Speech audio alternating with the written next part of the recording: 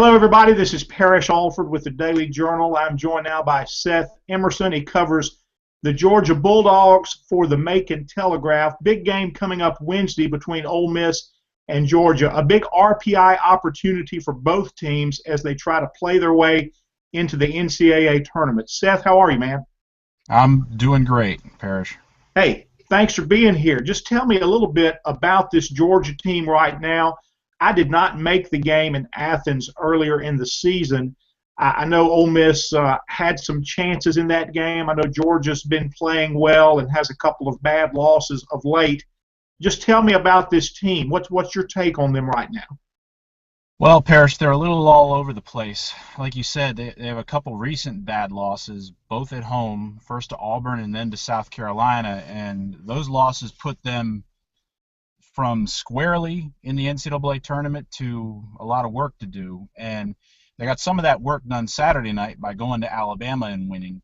They have one more game that they'll be heavily favored to win, and that's next week against Missouri.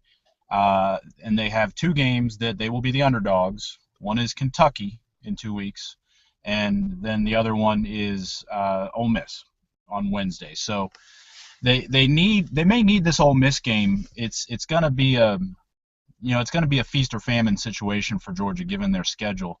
If they can go to Ole Miss and win on Wednesday, then I think they're as good as in at that point, as long as they take care of business against Missouri. But if they don't, then they need to either beat Kentucky or win at Auburn in the final one in order to feel safe going into the SEC tournament. So this is a big game for Georgia, and the two things they have going for them is that, number one, they did beat Ole Miss earlier in the year, so they know they can do it. They may match up well with them, maybe that's why. But the other thing is they're a good road team. The home losses to South Carolina and Auburn are inexplicable.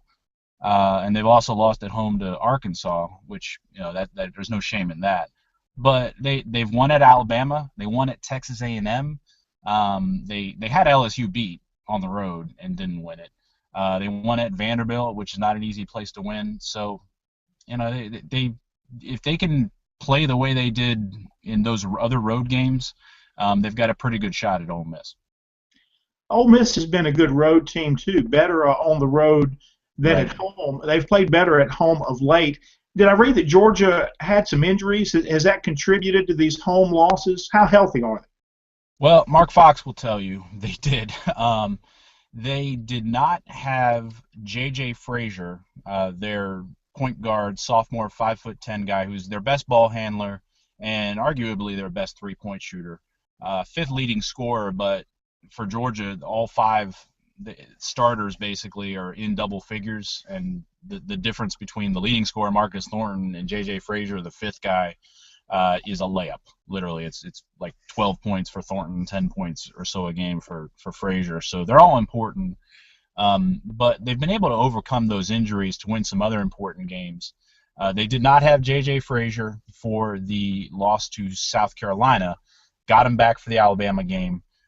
He's still hurt a little bit, still favoring his hand. They have not had Juwan Parker, who started their first, I want to say, 11 games. Probably won't have him for the Ole Miss game either. Marcus Thornton missed a couple games and they lost both of those. But they've had injuries here and there. But the team that you saw Saturday at Alabama, until Juwan Parker comes back, and he's a guy that was their starter until he got hurt. Until he comes back, the team you saw Saturday is the team that's going to go into Ole Miss and play down the stretch. You mentioned some matchups in this game that may favor Georgia. When I think of Georgia, I think of a very tough physical guard in Charles Mann that gets to the rim and finishes well there and gets to the free throw line. Could you talk about how he figures into this game and what other matchups you see as key? Well, when he finishes well around the rim, he's tough. But that's been the problem for him this year. He was a preseason first-team All-SEC guy this year, and he was, I think he was a second-teamer by the coaches last year. The problem for him, Parrish, is he hasn't taken the step this year from sophomore to junior. He has his moments, but he led the SEC in free throw attempts last year, as in he was the guy that was the most proficient at getting fouled. and he still may lead the SEC this year. I haven't looked, but he's depending too much on getting fouled. He's not finishing well around the rim. And the reason I'm talking about this so much is not, and belaboring the point, is not just because I have a tendency to ramble, but because it is important to Georgia. When Charles Mann is going to the rim and he's getting fouls, drawing fouls, getting the calls, or when he's able to finish, then Georgia's tough because that opens up the outside for the three-point shooters, J.J. Frazier and Kenny Gaines, and occasionally Nemanja Jurisic. And that's a key for them.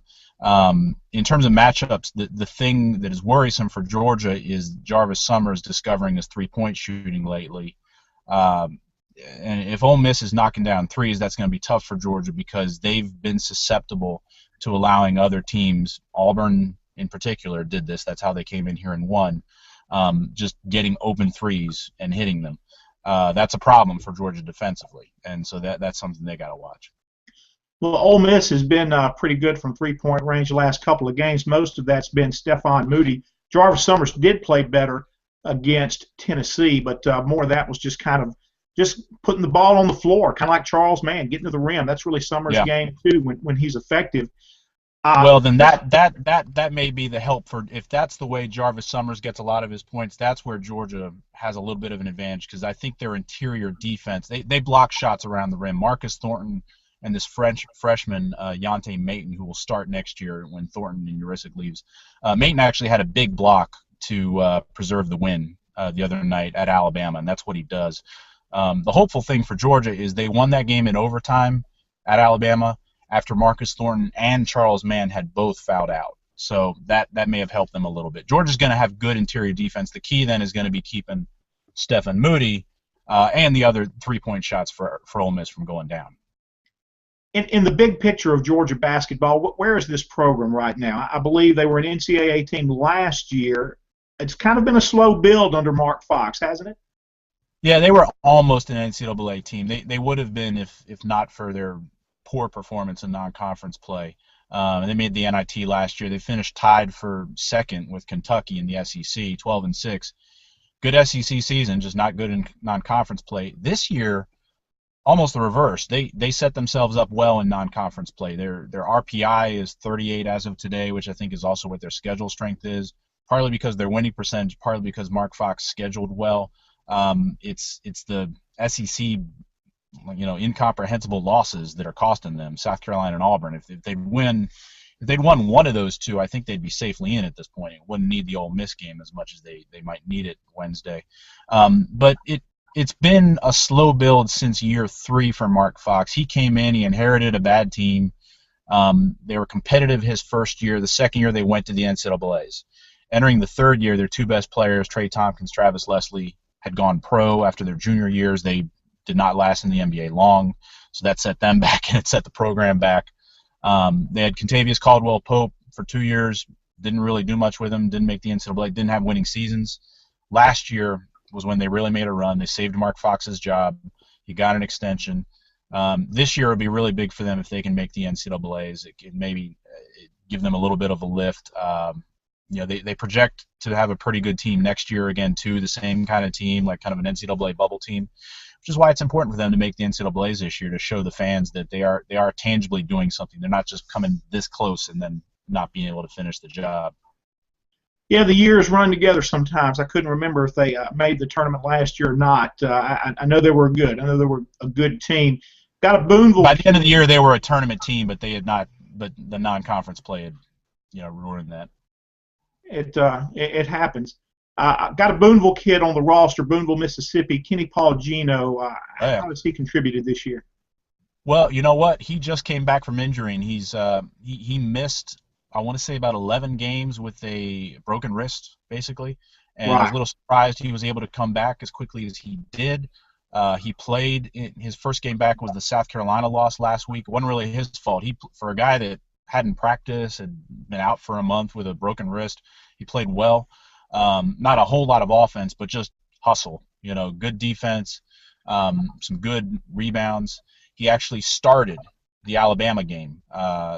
He did not end up, contributing as much as the guy that replaced him coming off the bench, Cam Forte, the guy who hit the game-winning shot. But Kenny Paulgino is contributing now. He's part of their rotation. He's a guy that gives him some good minutes. Probably can give him 10 to 15 good minutes a night, and that helps because they weren't getting those 10 to 15 minutes from him for a long stretch over the last month. Hey, Seth, one more question for you. It is the South, so we shift gears to football a little bit. Of course. The Van Jefferson recruiting, Georgia, he was an early commit. I mean, that recruiting was just like all over the map before he finally did sign with Ole Miss. I mean, what was your take there? Was he close to going back to Georgia? Did you hear those rumblings, or it just was an odd show?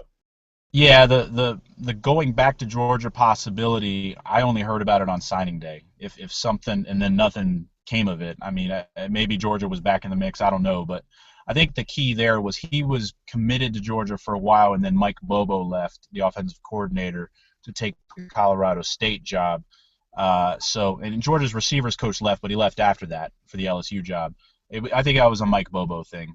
Once he left, Georgia had more than a month where they were looking for a replacement. Eventually hired Brian Schottenheimer, but wasn't able to rescue it. Mike Bobo, the offensive coordinator, was also one of their best recruiters, and I expected when he left they were going to lose 3-4 recruits because of that, and they did, and Van Jefferson was one of them. Seth, good stuff, man. Thanks for being with us. We will catch up with you later. All right, Parrish.